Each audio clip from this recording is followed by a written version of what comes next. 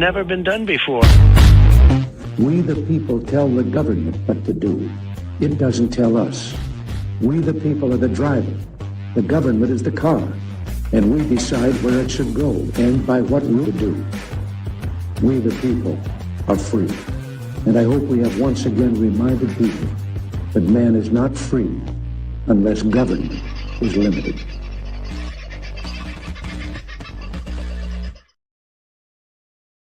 Hey, folks, what did Albanese grow our government by just before he declared the election? He had another something like 15,000 places to the bureaucracy.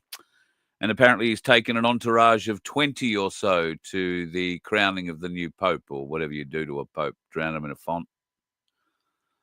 Just a thought. And he's taken the wife-to-be. Why wouldn't you? Don't know where he's going to go. I mean, he's not leaving himself much of a place to go for the honeymoon, really, is he? She's already met royalty, been to a royal ascot, paraded around with the wives of other nations' leaders. I don't care. I'm sure you don't either. Other than the fact that the bastards are wasting more Australian taxpayers' money. We'll get onto that shortly. Andrew, you're first in the house tonight. Spazza, g'day, brother. Hope you're doing okay. Darren Bergworth was quick in too. Hope you're doing all right, buddy. Tonight we're talking crypto and all interesting things. There's a few other bits and pieces of news too. Hello, Donna. Nice to have you in. The lovely Margot, DM. G'day, Deb, Chris, and Paul.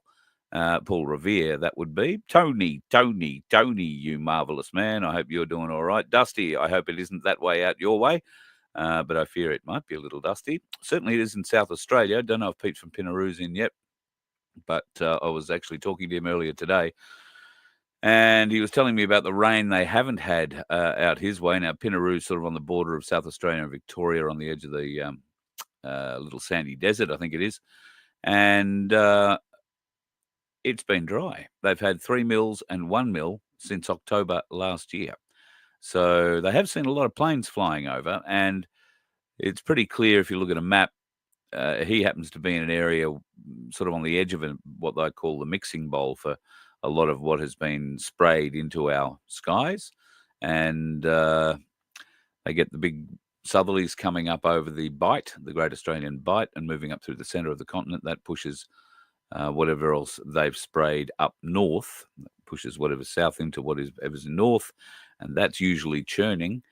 And this is how they feed the beginnings of very large tropical systems in far north Queensland, and in fact, cyclones. I've seen them turn into cyclones. So fun.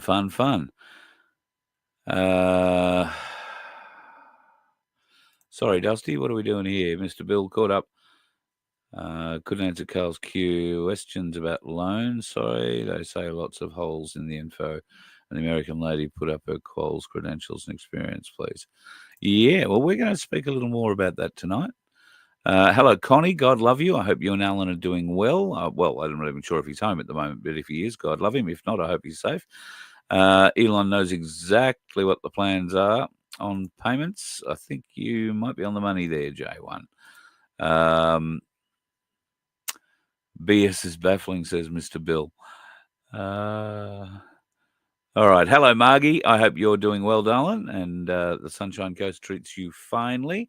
Haven't seen Sunflower pop in yet.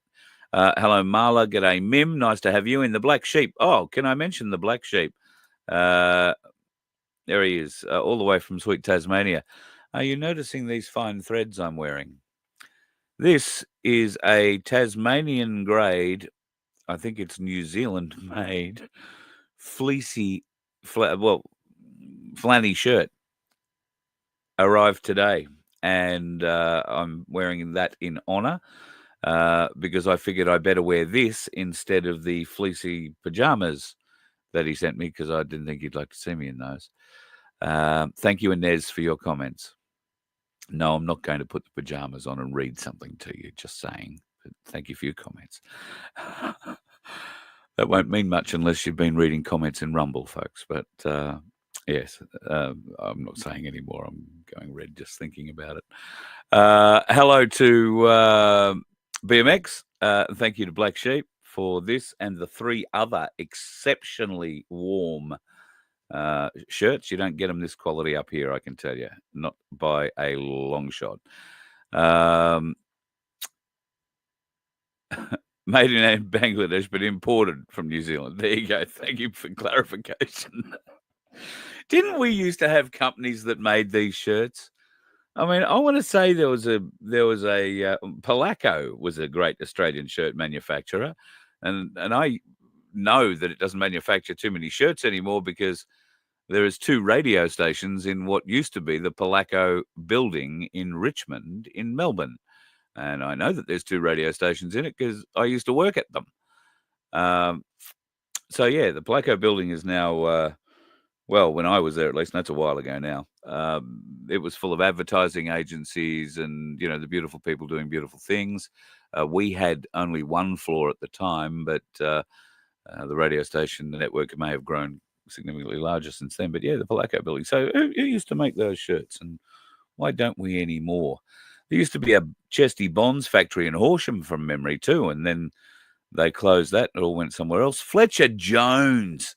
Bloody hell, of course, Paul. Warrnambool, I think, was the home of Fletcher Jones from memory. God, you had to have a Fletcher Jones skirt if you were going to school, going to high school. Had to be a Fletcher Jones skirt. That's bringing back my childhood. Well, let's leap from my childhood into the future, and there won't be too much other than plaid in it, I've got to say, if my future relies on a digital currency. I'm going to be in all sorts of shite because to this day, as we all know, I am not terribly up to speed with the world of crypto.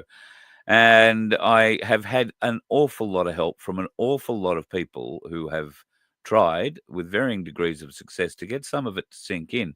The waving wonder, I must say, leads the pack when it comes to trying to educate me on crypto. And God love you, Vince, you've got the patience of Job. And there are others amongst you.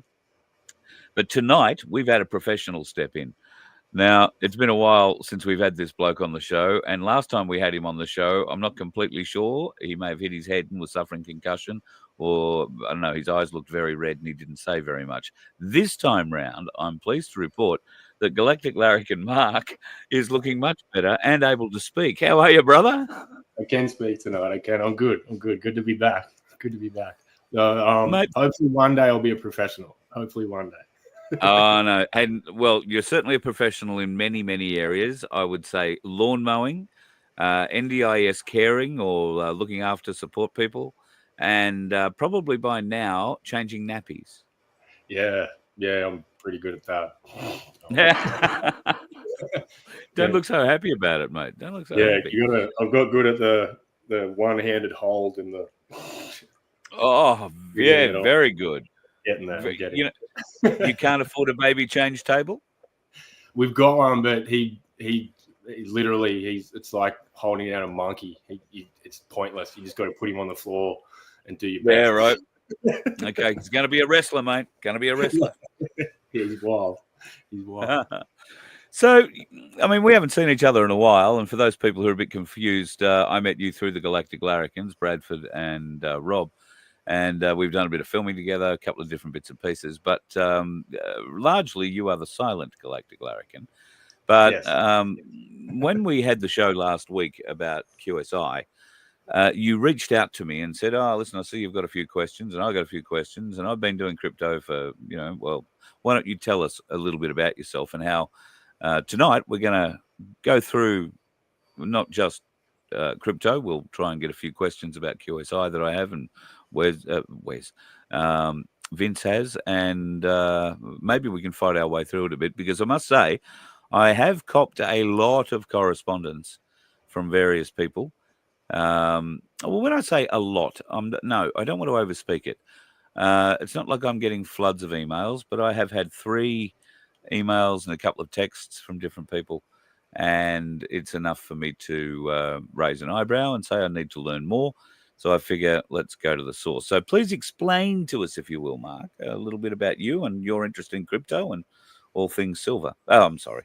We won't talk about silver. That's all right. Silver's good too. I like silver. Oh, yeah. I know you do. I guess I just got into this before everybody else did, probably like 10 years ago. Before Trump got elected, crazy story. I just ended up looking into crypto and buying Bitcoin under probably, I think it was about $800 when I was buying Bitcoin. Made a bit of money and put it into some other ones. Have made some mistakes. Have made lots of mistakes trying to make money faster. Learned that it's probably better to just sit and let the market do its thing and just hold and basically buy the right coins and let time do the heavy lifting for me. I've learned that's a good tactic. But yeah, since then I've every waking minute I try and learn about this, and I've spent a lot of time researching, and in doing that, it's pushed me into buying a hell of a lot of XRP. As much as a lot of people in the chat will probably say, don't do that. I've also invested in silver, those kinds of things. Precious metals do have their place. But yeah, at the moment, it's more. I'm just looking to accumulate as much crypto as I can for what's coming, because we all know what's coming. There's something going on, and precious metals and silver, precious metals and cryptocurrencies seem to be the way out of it. I'm not so stressed about the CBDC thing anymore. We've had Trump say that he's not interested in doing a CBDC. So we should, with any luck, as long as the United States stay the major reserve currency, which arguments would say XRP will eventually be something like that. Well, that sort of gets us to the conversation we were having the other night, but we're getting ahead of ourselves. Yeah, Mr. Bill wants you to start. Let you guys shoot questions at me, and I'll answer what I know. So let Mr. Bill start then. What is crypto, and what's a digital asset? Crypto is, so it's in a distributed ledger. Basically, you've now got a place instead of being able to print money and just have it go willy-nilly. Now they can track it. It's basically a placeholder in a system that it continually runs, and hopefully will be decentralized. People would argue XRP is not decentralized. It's definitely decentralized. You'd want a decentralized network so they can't manipulate it, basically, and the power comes back to the people. That's the theory of Bitcoin, though Bitcoin hasn't fulfilled what it was supposed to do. It's now become more of a store of wealth rather than a peer-to-peer exchange of wealth. Okay. All right. Try this as an explanation. A ledger, most people know of a ledger as a book with pages in it. Yep. Okay, so effectively... That's about the point where you lose me, because only accountants like because it's got pages the books in are it. filled with numbers, Yeah, no, it's true. But so effectively, every block that's on the blockchain is a page, and it has a certain number of receipts of what's moved forwards and backwards between various locations. So that's does every block have the same amount of lines on a page like a book would? Depending on which same amount of line space. Yeah, it depends on which chain is being used. Some have larger pages, some have smaller pages. Some have smaller transactions or a lot more transactions fill up a block space, etc. So that's it. But effectively, that ledger is supposed to be immutable. So any time that something's written to it and it's been confirmed, from that point on, it is always there for anybody to read. Right? Doesn't say you have some that it records the crypto wallet's address, not necessarily the person's name, etc., and so on, which is why they don't like it for money laundering purposes. Yeah, there is privacy coins. People say that like Bitcoin's not private, that it is private. It's not. They can find out who you are, where you are. They can do that with all the cryptocurrencies unless they're specifically a privacy coin like I can't remember what they're called. They've gone away basically now, I think, from a while. Monero, I think there's one called Monero that's privacy, yep. But yeah, basically they can find you. So if people are trying to use this, like the argument of going for money laundering, cash is just as cash is the best thing with money laundering money within the world. Like they can't. So get rid of cash. Like they're going to argue about money laundering. That's just. Well, I think there's a very good argument to say they're trying to get cash out of the system, or make it harder and harder to access. And in fact, I've been looking at some stuff today that we're taking it. Well, we'll probably take a closer look at in the next few days with banks, in that they are now, if you want to transfer money overseas for some reason, I have a friend who's tried to transfer $5,000 to their daughter who's overseas at the moment, and they haven't been allowed to do it. They wanted to know where the money's come from, all the ins and outs of a duck's nuts, who it's going to, yada, yada, yada, yada. And they refused. That's a liquidity problem for the banks, but anyway. Just need to clarify something, though, just to finish off that ledger bit. Right, the crypto or the coin that is made to run that ledger is how the processing is transmuted or put apart, right? So that's part of what a crypto coin is about. It's to help fund the ledger, it's help run the ledger, that sort of thing. It's because nothing is free, right? There's also other reasons for coins and other liquidity and other tangible assets depending on what the cryptocurrency type is. So it's complicated, but. And the nothing is free point that you just said comes up. That's fun. It's one of the big fundamental things about how they work and about why certain coins are going to go leaps and bounds in front of other coins, because how much it costs to use that ledger.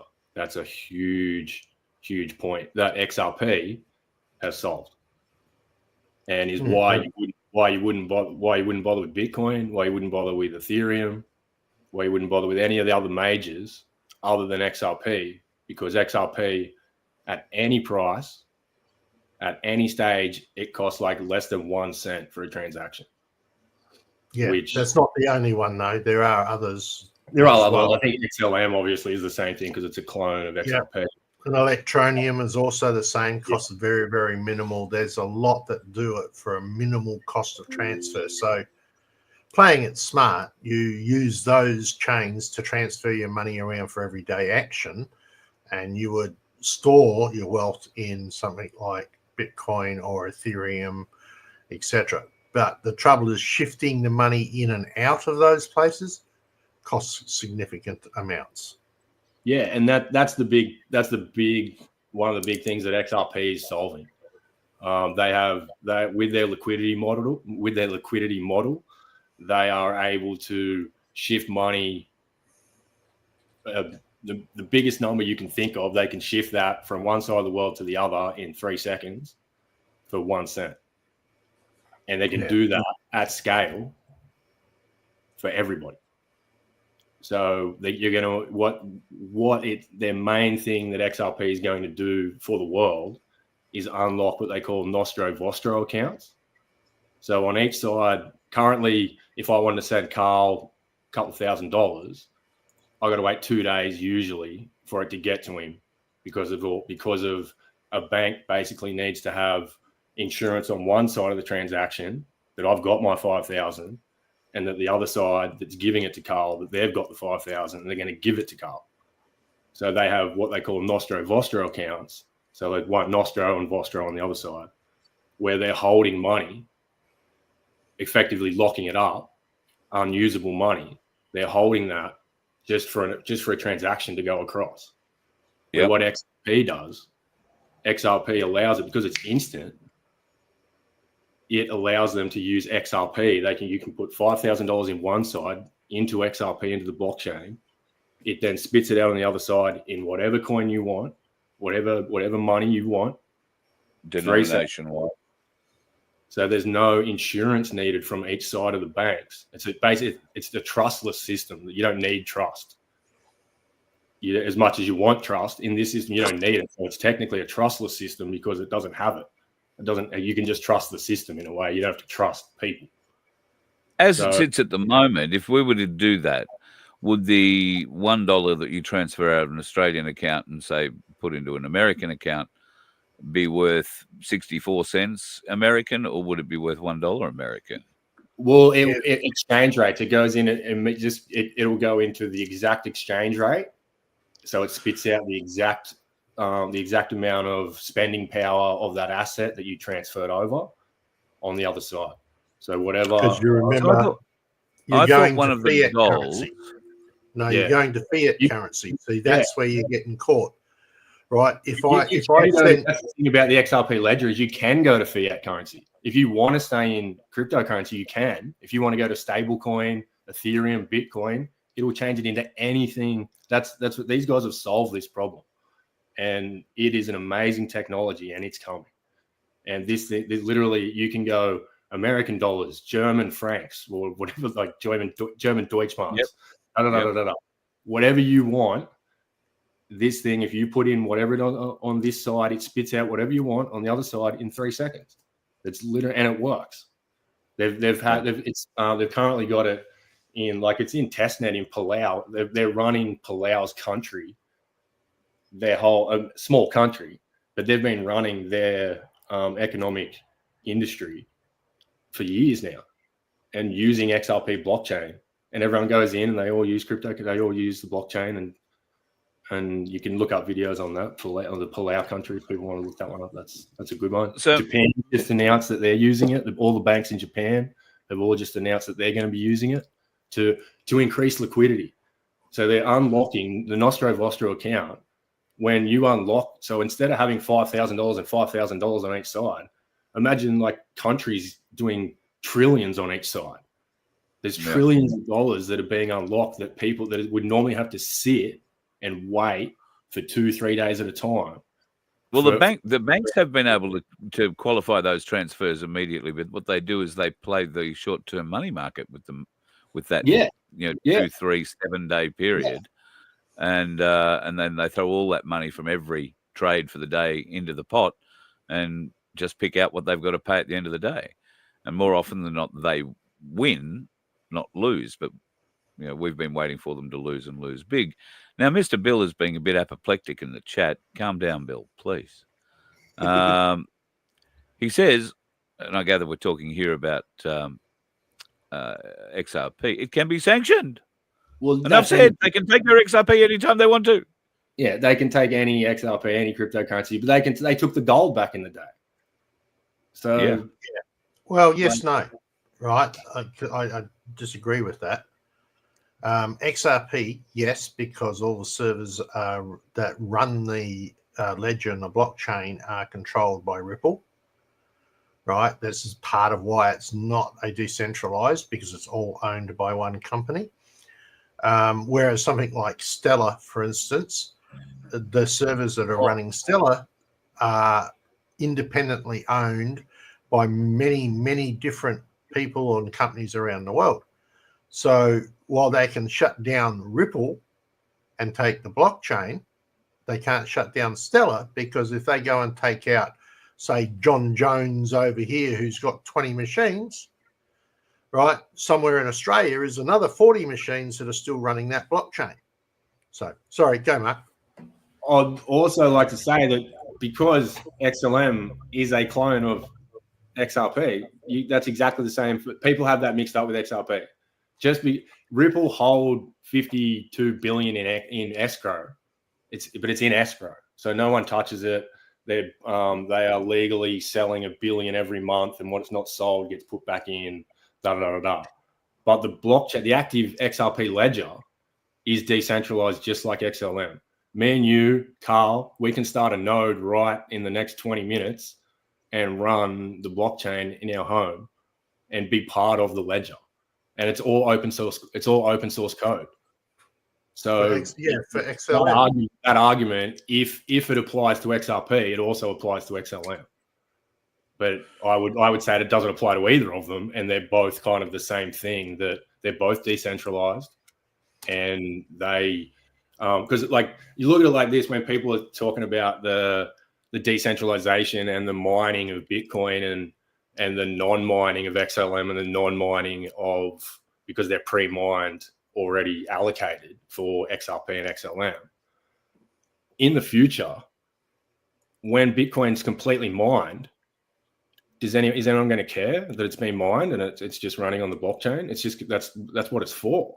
It's going to take a long time before Bitcoin gets mined completely, but technically into the future that's going to happen, and the blockchain will still run, Bitcoin will still run fine, and so will just like XRP will. All we're doing now is not going through the energy resource and the possible manipulation of mining. Like China's taken over Bitcoin because of the mining pools. So you can manipulate a coin with the mining because you can mine most of it and hold it. You have the most hash rating power, the most energy to mine, then you can control it. Where if it's already issued and it's issued into a place that's technically safe or at least locked up, or at least just the free market, which is technically what XRP and XLM are, despite being the locked up escrow. Everything else is on the free market, being run, just being bought and sold as is, because it's already, but there's no mining, no chasing it, trying to control it. The people that will eventually control it will, I assume, will be the American government and basically the richest people of the world, whoever's buying the most of it now and knows what it's going to do. Yeah.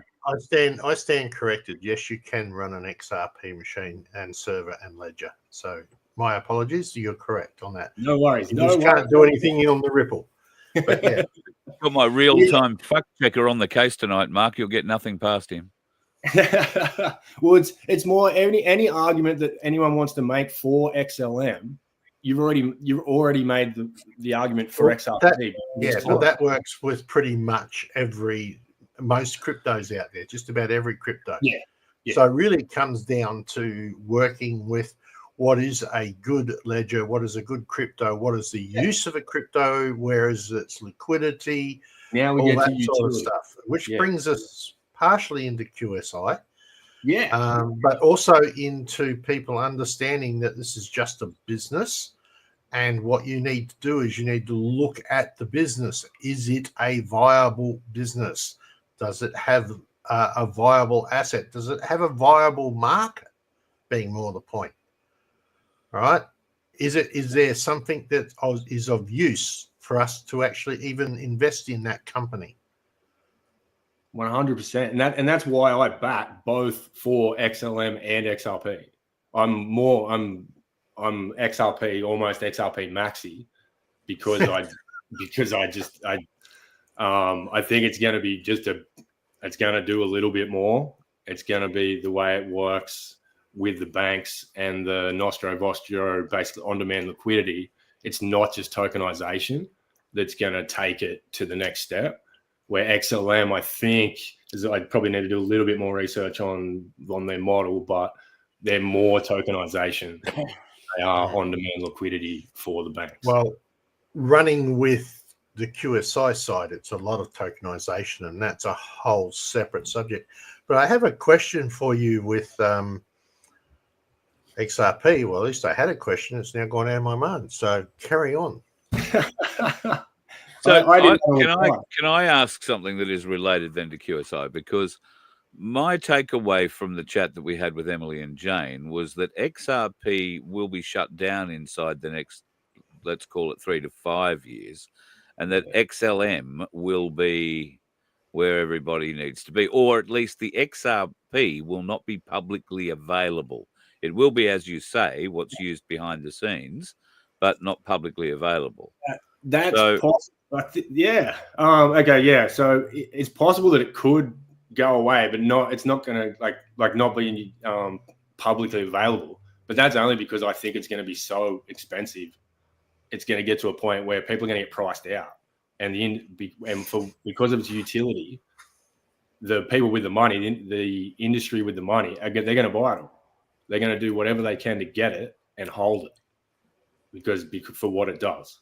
But yeah, the disappearing thing, it's definitely not disappearing, mainly because of Ripple. Because of Ripple's backing, because of Ripple, they didn't make the coin. They didn't invent XRP. They were gifted XRP by the inventor, which is David Schwartz and a couple other guys way back. There's also people are making an argument that David Schwartz is Satoshi Nakamoto as well. He's that kind of guy. But I won't go down that road. The main reason. So I'll give you this one point out. The main reason Ripple's not going away is because they've released RLUSD, which is a stable coin, and they've just acquired for $1.2 billion the Private Road, which is a prime brokerage. And they're going to run XRPL. They're going to run RLUSD. Hang on a minute. One step back. XRPL? Yeah, they're different. The XRPL is a stable coin, which means it'll match dollar for dollar. So one coin will be worth $1. That's RLUSD. Varies. Sorry? RLUSD. RUSD, yeah. Sorry. Yeah, sorry, just correcting me. I'm not always up to date with what every coin's up to. Do want to just deal on one quick function that somebody threw up in the chat. It's all digital money. You don't have anything real cash or etc. to it. True, you don't have any physical cash in your hand, but everybody wandering around with a credit card or a debit card is using digital money. So that argument is pretty much mute. So is that what the girls were saying the other night, that if you are, walking around tapping your card, you're already using the digital system, and Stellar is backing that system? They were saying that... I disagree with that part. I don't agree that Stellar's backing that system. Yeah, I feel that is a misleading statement. I haven't got proof to say that, but I feel it is. So you just go ahead and say it anyway. I did. Okay. Are you going away to find that proof, or do you just like to say, I'm going to tell you some bullshit now, but at least I'm owning up to it? It's more than it doesn't pretty much. It doesn't fit their model. And it doesn't show on the ledgers. Yeah. It just doesn't sort of make sense of how that would work. If I'd love to hear more in-depth explanations, just so I could stand corrected. We can look it up. I mean, we can literally go into the Stellar ledgers, because remember I told you they're irrefutable. Once they're written, they're written. You can look up any of those ledgers. Now, if that was happening millions of times per second around the world, their ledgers would be right. There'd be so many blocks, it'd be unreal. You should be able to look in any of those blocks and see those transactions from this wallet to that wallet for $4.92, and this wallet from that wallet for a pack of smokes, and this wallet and that wallet for a flannel t-shirt, and a new business starting, which is going to be called Carl will put you to sleep at night. But right, so I got him. I've been waiting to use that all night. But effectively, you'd be able to view that, and you'd be able to prove that. Isn't that right? Yeah. That's one of the best things technically about the blockchain, I think, is that when we get regulation, when it's not wild west, when we see proper regulation, which it seems the Trumpsters are doing their best over there in America to try and get us some kind of regulation and not just have it wild west, but people are just stealing people's money. That's when we're going to see these things kick in and it run, and people sort of the real world utility of these coins do their thing. So, gentlemen, I have a question, because you are so deeply, both of you, knowledgeable on this subject. Let's say there is a big change. The fiat system crashes. Every fiat dollar that we have is being transferred in the banking system already into a digital account. You get to then choose where you want to distribute those assets, that those what formerly known as dollars, into whatever coins or that kind of thing. And before we get to the wallet and being able to open the wallet and go and spend anything out of the wallet, for one cataclysmic reason or another, the power goes off. Where are we situated if the power goes off? Well, this is where silver and gold. Oh, sorry. Yeah, silver and gold. But this is where I think we get into like sovereign coins. People think we're going to have CBDCs. The Australian dollar isn't going to go away. The US dollar isn't going to go away.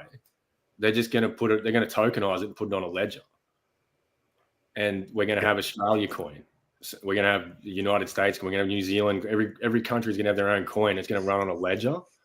And I don't know the laws about cash and our constitutional law about having to give us like the proper gold and silver backed I don't know. We're supposed to Federal Reserve knows they're legal, right? But is there not supposed to be government sovereign issued cash? Is that also can we not see that a possibility that runs alongside this? I don't know. Well, I would have thought there needs to be parity, because an ounce of gold in Australia is worth 5,400 and whatever it is dollars at the moment, $5,086 at the moment. And if you wanted to put it in US terms, it's worth $3,258.15. Now, those prices for silver and gold are immutable. They do not, well, they do change, but they are the absolute, you can be guaranteed of that money.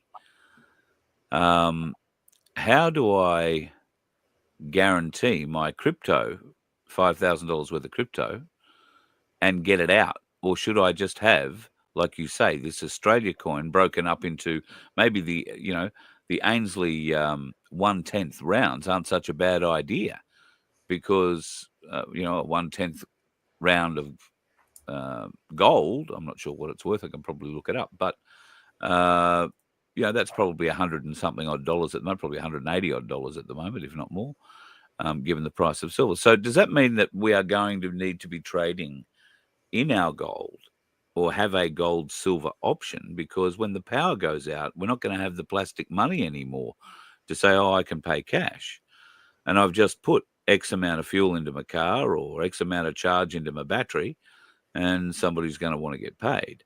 And the other question is, no, they're not. Well, yeah. And because they're all in the same boat, because they have no power either. Well, given what QSI girls were saying the other night, I'll still be able to walk up and tap and pay, even with no internet connection. No. Now, I call. We're talking about a quantum system. We're talking about a quantum system, remember? Yeah.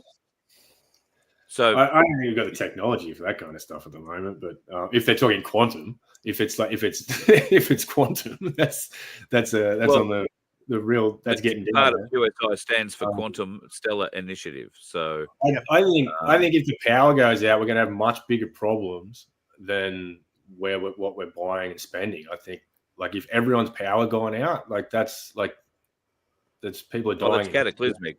Yeah, it's cataclysmic, and I think that's the kind of bombshell. The thing about the blockchain is when you turn it back on, it all still works. Or if you hit one side of the world with a nuclear bomb, and there's only one computer left on the other side of the world, and it's got the blockchain on it, and you kick it over, it still works. Mm-hmm. That's the design of that. Though that's decentralization. Yeah, the cash answer for me, I haven't got an answer for that yet, and it is a thing that I question a lot, and I'd love to know, because cash, you can't take away someone's ability to mow a lawn for cash for $50 for grandma. You can't, the plumber out there needs to be able to offer cash to somebody. That's just general trade. Though, like all trading systems, trading becomes what the value is in whatever's traded, and if the people in the system value that thing that's being traded. So it may be possible that you don't have cash to pay the guy with, but you can work out something else to pay him with, and figure out a monetary value in a way, to barter system in a way which would suck. I really hope that we keep some kind of level of cash to do those things and keep that freedom, and not feel like Big Brother's watching you with everything you buy. Yeah. But at the moment, definitely going down this Some would road. argue that's the point of digital currency, so that they can track, like you said, every coin is trackable. Nana's not going to be able to, fold you up a couple of $100 and hand it to you at Christmas anymore, and you're not going to be able to sneak a few hundred out and go playing the pokies behind your missus's back or whatever, because every bit of it is trackable. So, and more so, I know Australians. Yeah, sorry, Vince. And more so, because it's programmable money, right?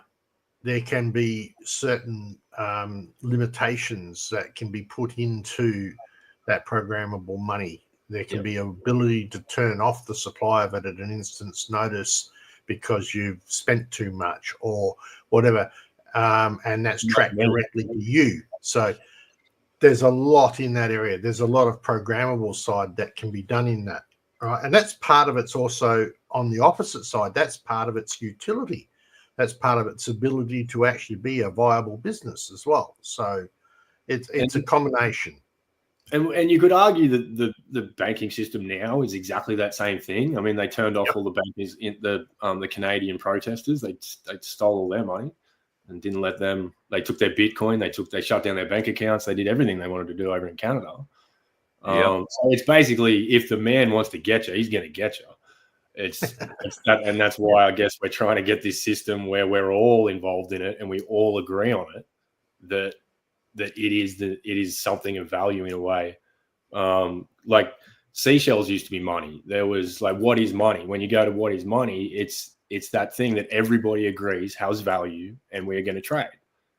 And if everyone around the world agrees that XRP, they've already agreed that Bitcoin has some kind of value, even though it doesn't technically do anything. They can't even do peer-to-peer transactions. Years ago, I was trying to send. This is how much Bitcoin is inefficient. Years ago, I was trying to send myself a couple of $100 in Bitcoin so I could do some trading, and it took 2 weeks to get to me. Yeah, 2 weeks. I'm glad you said years ago because it doesn't take that long today. Yeah, but though if the blockchain became so congested, it would. And there's an argument where people are saying that, like, if people want to use Bitcoin in the future, they're going to just put it on the XRP ledger and run it on the XRP ledger, and it'll be more efficient, which is possible, which they can do because the XRP ledger, that's how it works. You can put anything on there, and that's why all the banks are going to use, and Australia or most countries, they're probably going to pick their ledgers, but most countries will use the XRP ledger. Because they can put Australia coin, they can put their own coin on that ledger and it runs efficiently. And not only is it running efficiently, it's making XRP more valuable because every transaction that occurs on the XRPL burns XRP. So it's deflation. So XRP will eventually go from 100 billion coins to less and less and less and less, which it already is, less and less and less and less and less. And the scarcity factor comes in over time, which was going to drive the price up. It's deflationary. Yep. Okay. So we should probably, I mean, we could do multiple shows on this, to be honest. Yeah, I can stand on a corner with a megaphone. Well, let's talk about liquidity and wallets, and how do you determine what is a good investment and what is not a good investment when it comes to cryptos? There's, I haven't even looked up how many. Hang on, let me look up. What's the current number of cryptos in the moment? 17,038 various coins that are out there at the moment. So some of those are really good projects and have good assets or good options for a business model, like tokenizing houses, for instance, right? So that you put a token on your house and your house is worth so much. And so that token relates to the asset. This is the important part. It's not the asset. It relates to the asset. So when we get things like, we're going to tokenize, a certain amount of this Microsoft company, but we can't prove we have any assets in the Microsoft company. What are you actually tokenizing? All right. Right. I understand. What is the asset? Let me ask you this question. I'm building a house. Mm-hmm. I get my bank loan. I pick my builder. At what point is my house tokenized? And not until you literally go to somewhere that can tokenize it for its fair value. And it's more like that's more of a sales thing, or ownership. You could do ownership thing. So some of the property tokens out there, they've got one called Proppy, I think, at the moment, and what it does is say, so house prices in Australia at the moment are skyrocketing, and we all can't afford a house. Say I go find a house down the road, and I go, "Hey, Carl, have you got a third? Hey, Vince, have you got a third? Because I've got a third." But we all don't really trust each other, that we're all going to stay around and hang around and make sure everything's sweet for the length of time. So what we can do is we can tokenize the house, put the house on the blockchain, and give ownership, third to you, third to me, third to Vince. Or you could do millions of people owning one house, technically, on the blockchain. So technically, the asset only becomes an asset once it's livable. Then in the house case, and I've taken possession of it. Well, I don't know. No, I don't know. It's valuable on its market value.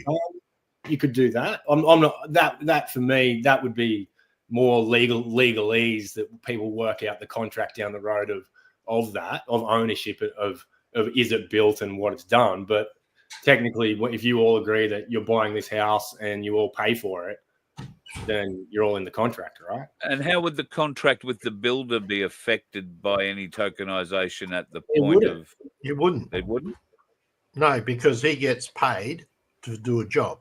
Once his job is finished, it's the owners of the house, and in that case, it's us three here, right? And let's say that house was built and it cost $500,000 to build, and in 2 years' time, right, we get together and say, look, our house is now worth $1 million, right? You know, that's 175,000 each or thereabouts, right? 166,000. There we go. Yeah. Extra on top of. Do we want to sell it? And you might say, no, I'm going to keep it. But Mark might say, yeah.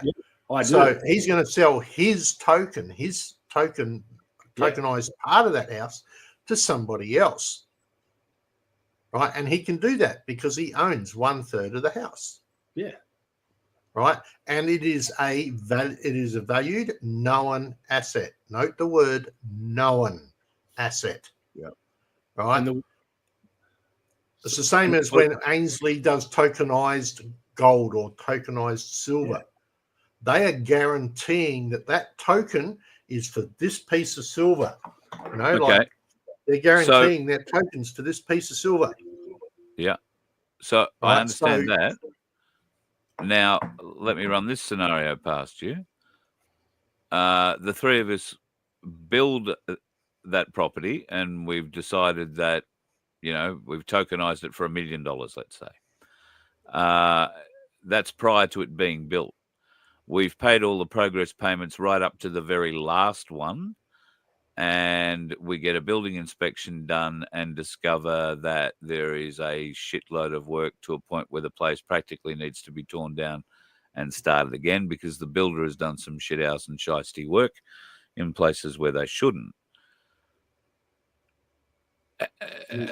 He has been paid, presumably based off the money that we got off the loan, which was tokenized or digitized or done whateverized, and is trackable, so we know exactly where it is. And I assume it can be reclaimed, as people are saying.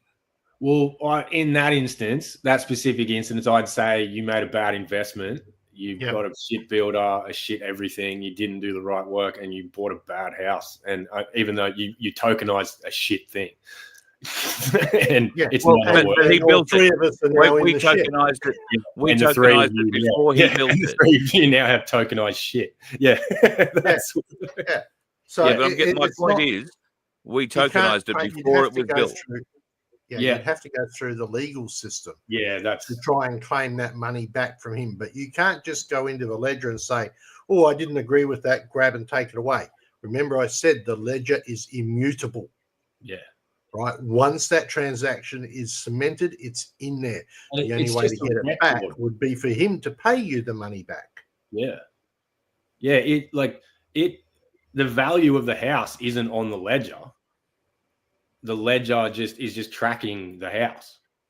Yeah. And who owns it and where all, if sold, where the money. We have 1/3 of a token. We have a token each. So there's 3 tokens that are attached to that house. Right. Now, as that value of that house goes up in the real world, so does the value on our token. Because when we sell that token, we're going to sell it in real world cash. Yeah. Right. So if I sold that token to Mark, he's going to have 2/3 and he's going to give me, $666,000. Well, actually, he wouldn't. He'd give me 333,000. Sorry, I did my maths. But then he has 2 tokens. You have 1 token. But the house, the asset, is still increasing in value. But then Mark says he wants to move in his family and 3 really close friends who've been living on the street. And look, Carl, there's no room for the bus in the backyard anymore. I'm going to give you next to nothing for your last share in the house, or I'm just going to make your life hell living here. Well, this is where sell it to somebody else. Well, this is also where I think within the tokenization of it, you can write in laws. I would say within rules. You can probably have house rules for the house, just like you can write in when you sell it that they're saying that when you sell them or do any kind of transactional thing with it, so you don't have to worry about the paperwork. It basically will do it all for you. Send money where you need it to be sent. To allocated accounts and things like that, just basically so it's ease of use. Where that's what with these tokens, like the property tokens and things like that, though extremely they are good utility. I don't know exactly where the driving price for the token itself would come from. It's going to be interesting to see where they say these tokens are worth value because of this. Because I don't know where they're going to get their value from. Well, it'd be the same as any other ledger type thing. You're going to burn a certain amount of tokens to use the ledger, but your piece of paper that is your asset for the house, let's say it's the deed, right? And the contract goes up onto the ledger, so it's recorded. So while we each have a token, it's really the token that points to the piece of paper or the deed, and the contract on how it's actually recorded is all stored on that blockchain, right? And you pay a certain amount for the token to make it storable on that blockchain. That's where that token there's 2 tokens in play here. There's one that's actual linked to the asset, and there's one that works the blockchain. Does that make sense? Yeah, right. Sure. And you'll see that's why Stellar, XLM, etc. You will buy something with XLM and you will get a token in replacement for it, right? But you also spend a small amount of XLM to make that purchase. All right. And this is where we get back to the QSI thing. And one of the questions I have on the QSI, is it illegal? No. Are people out there being ripped off? Quite possibly not. It all comes down to the asset that they say that you're buying with your XLM. You buy, let's say, VMP, right? You're buying an asset of VMP, which is my business, which I've determined has 2 million share type things that people can have, right? Now, do people know that I have those 2 million share type things? Do I have the legitimate assets there for those 2 million? Or am I just being a bullshit artist? Right? The only way to find out is wait until that asset that I bought that you guys bought for 1/1,000,000 of a cent, right, to become worth more than 1/1,000,000th of a cent. So as long as you hold on to that asset, have you lost money? No. Have you gained money? No. The only time that you would lose money is when you find out that I never had those assets in the first place, and you bought a millionth of a cent of nothing, right? So it comes down to, are the assets legit, right? When you're buying something, is it legit? How do you prove it's legit? And with some of the cases I looked up and some of the playing I did, I couldn't find any record of those supposed assets that they're supposedly the white hats were grabbing from these supposed companies. There was zero proof they existed, but there's also zero proof that they don't. So hence, can it be illegal? No. But is it probably illegal? Yes. Does that make sense? Yeah, it's a big statement, but yes. I think I tried to explain that somewhat. So that's why I'm concerned. I mean, there's nothing wrong with XRP or XLM. I mean, I've got some XRP, and I bought a nice little meme coin on there called Phoenix. So I've got a few of them. Phoenix is well. And XLM. I bought lots of XLM as well because I knew the price would go up on those. They are legit currencies. They have a legit asset. They have a legit business. They are proving themselves day after day after day. But going into these supposed assets that are coming from QSI or were coming, I can't say about now. I have to say about when I investigated. I couldn't prove those shares or those assets even existed. I can't do white hat talk when it comes to crypto. There's so much going on in the market and so much going on around the world that's tangible, that you can really see what's going on and who's behind it, that you don't need to sort of go worrying about the white hats of, because if you can't prove it especially with this kind of stuff, you're going to lose your money. It's fine. The people out there want it. What wants to know, what are the counterparty risks? Well, you could instead you could go and spend your $100 and get 2 million shares and get nothing, or you could actually not spend your $200 and miss out on 2 million shares and miss out on being a millionaire. So that's the counter risk. It's a risk. Well, the biggest, it's the best hedge against inflation. Over the last 10 years, anybody that's put money into almost any coin and just let it sit there for the cycle, they've way outpaced inflation. They've got way I can see I've lost a lot. I'm sorry to hear that. I'm very sorry to hear that. I've definitely outpaced it. I'm going okay. But yeah. So we're all going to Mark for a loan, okay? Hopefully one day I'll be using the XRP liquidity pools to make more XRP. That's the plan. It's the way it's meant to work, isn't it? All right. Well, I've found this chat very enlightening, and I've learned a great deal from it. I'd like to thank you both, and I would urge you both to consider doing this on FBN, maybe starting your own once-a-week chat. That's a great idea. Because you are so both deeply into this, and I like the way that you're fact-checking each other. It sort of all works out well. And I like the way that you called Vince out early, Mark. I think that's even better. So you did a good job. You did a great job. Yeah, we could ask. So maybe that's something we can look at putting together. Sorry, I'm talking over you, Carl, because I'm being an asshole. You do. Yeah.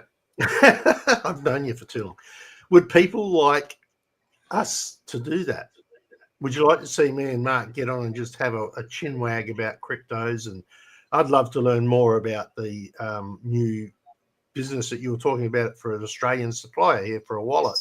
And we didn't even discuss wallets. Yeah, that's a whole different kettle of fish. We got a lot to come to, So, all right. Well, I think I'll put the two of you together, and that'd be great. We'll look forward to something further on FBN on a much more regular basis. For those of you who don't know what FBN is, it's the Freedom Broadcasting Network channel on YouTube. We've got a Rumble one as well. FBN Media, I think, is what you will find if you search FBN Media. And Vince has a very good interview that he had with Tim Dwyer, was put up last week. You may have seen it. It's had quite a few views now. Don't forget to like and subscribe this channel, but certainly go and like and subscribe to FBN. And our whole plan is to get more content up. Vince is going to show his interview skills off and hone those as we get more and more of them lined up. And of course, there are others that you're speaking to behind the scenes as well. There may be a bit more content popping up in the not too distant future too. So I'd really like to see this sort of thing happening there, mate. And I think you guys could do very well. Yeah, I have to apologise for a lot of those people. I've been very slack in trying to get the website side of it done, and that's what's been holding me up. But generally speaking, the idea is that we'll get a few more truthers on there. We'll get some things like this crypto show. Well, I don't know what we're going to call it. We'll have to discuss that. And anything's from, it could be gardening, it could be, latest news, it could be conspiracy theories, it could be anything. But and even just people's stories, right? Real Talk with Vince is going to be about stories and busting myths about things like smart meters, right? What can a smart meter do and not do, that sort of thing. So, but please remember that the birth of FBN came from the voice of freedom. So this is the channel that you need to be on to find out all of the really good goss, and if necessary, the pillow that you can put your head down to so that Carl can talk you to sleep. But with his flannelette pajamas on. But please remember, right, that for him to do this, he needs to survive. All right. So we have a little ad that he might remember to play about this. But please like, subscribe, donate at vofhq.com, right? And even come get a subscription or buy a hoodie. I mean, I just placed the orders for the hoodies and a gold Australia Landed the Fee t-shirt for Carl this week. So they should be coming through hopefully by the end of the week. And we can go forward from there. And if you want, drop some suggestions as to what you would like to see in the merch. Because while we can do 45 million t-shirts, it would be nice if we had some other stuff. Yeah. I don't know. Stubby holders are always good in Australia, I thought. And they're light. You can send them overseas really cheaply. So something uniquely Australian. So I don't know, a strangled kangaroo from a burnt gum tree. Something. I'm sorry, that's getting a bit graphic. Gentlemen, thank you very much for coming on. There was something I was going to say, and I know I've completely forgotten it. And it was going to be very important, but not to worry, it's gone. Thank you for coming on. We'll let the folks know when you're going to get back together, either on here or on FBN. I was going to mention, seeing you were plugging everything, a friend of mine, another professional radio person, who is, I would have to say, one of Australia's best producers, has reached out to me and wants to work with me on getting your stories together. Now, there'd be a few different levels of this sort of thing, but if you want to have a bit of a chat with me and tell your life story, your horror story, your COVID story, your whatever story, if you've got an uplifting story, if you've got a secret you want to keep, if you want us to record something for you and keep it in a vault that only becomes accessible on your passing, and we will pass that recording on to the family, then we can help you out with that. And we can do it all pretty cheaply. So keep watching the website. We're going to put a page up. And this has been something a lot of people have utilized in the past. Dennis and I have done this previously, and I'll have him on the show for a chat. It's amazing the kind of secrets that people keep until their grave, and they want to unburden themselves of it prior to going to the grave. And we won't tell anybody. It's all a completely confidential service, and you get to control access to the crypt. So we'll see how it goes. And if you have a story that you would like to share with the rest of the country, then by all means we will do that too. Very happy to share that. So I think we could have a bit of fun with that going forward. So email me, carl@vlfhq.com. But understand, this is not a free service. This is a working business proposition. But it will not be a very expensive service either, put it that way. And only a Bitcoin. And considering that, Bitcoin, that'd be nice. And considering there have been of late quite a number of requests for me to read things for people, or requesting that I read certain things for people. Thank you to the lady who sent through what must have been 15 or so pages of what I consider to be a soft porn novel. I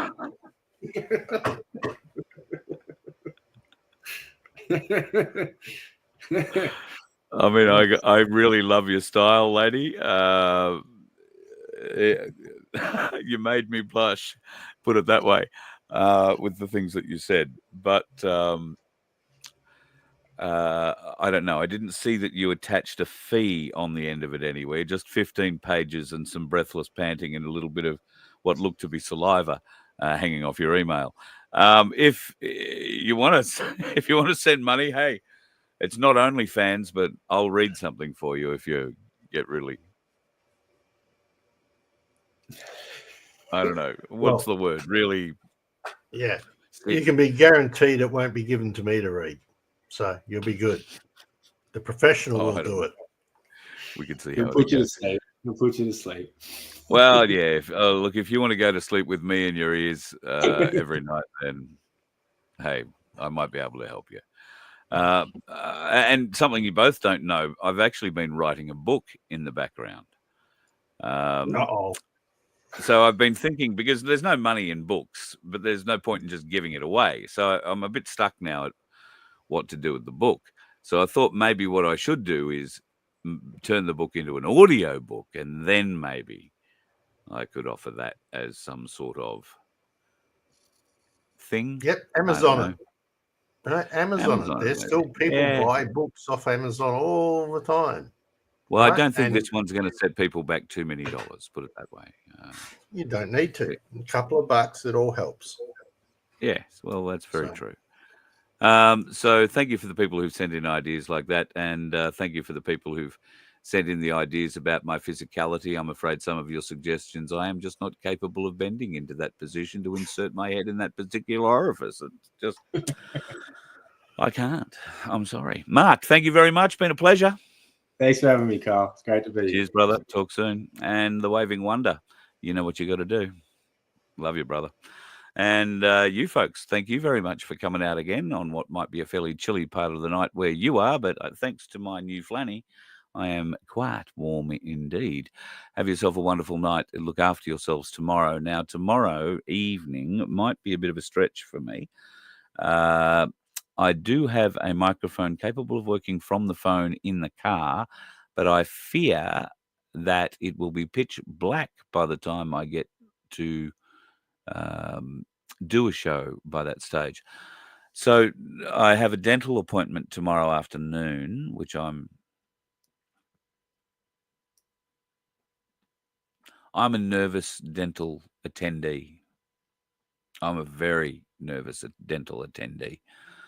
So at this stage, I have a dental appointment tomorrow afternoon, and I do know I require a bit of work in certainly one tooth and probably 3 or 4 others, but that won't be happening. They're just going to have a look tomorrow where I can scare the shit out of them, and then they can equally terrify me with the cost of how much it's going to cost to get it fixed. But I'll be doing that, and then I have a little bit of training I need to go to tomorrow evening, and I'm looking forward to doing that. But that'll mean that I'm not going to be back here by 6:30. There might be a show later in the evening, but I doubt it. If not, I'll try very hard for one Thursday morning. There is a few things happening in the background that I do want to bring you up to speed with. There'll probably be more on that tomorrow. So thank you very much for your attendance tonight. Be safe if you're out there on the roads. And if you are chatting away in our family chat room there, thank you so much for being part of our family. I was speaking to some people, and this is a number of conversations that I've had with separate people who have all brought up their admiration for the family that we have in the chat here. And I think that family is in large part a warm, welcoming group led by our moderators, Sunflower, Michelle, and Aussie Sue, and Vince trailing around in the background. We have a wonderful group of people in our chat, and it gets noticed, folks. Can I just say, there are so many people that watch this show that do not comment or are watching on a feed that doesn't allow their comment to pop up in our live feed. And they don't care to find that one or whatever. But we do see a lot of comments, and I do get a lot of direct emails. And in particular, today and yesterday, I've had half a dozen or more conversations with completely different people who've just happened to watch the show over the last however little long while, and they feel like they're part of the family and they're not even contributing to it. But to a man and woman, all of them are just blown away that we are such a supportive group, a wonderful supportive group of each other, and that we can have these wonderful learning conversations, maybe what I'm talking about, but quite often it's what you're talking about in that chat. So I just wanted you to know how important you are to the Voice of Freedom, because this is the kind of family, this is the kind of community I'm very proud to be associated with. And I'm not leading it. You guys lead it. You are this community. I just happen to be the voice, and I'm very happy to be yours if you're happy to pay me. Watch out for the dickheads on the road, folks. God love you. You let one ant stand up to us, then they all might stand up.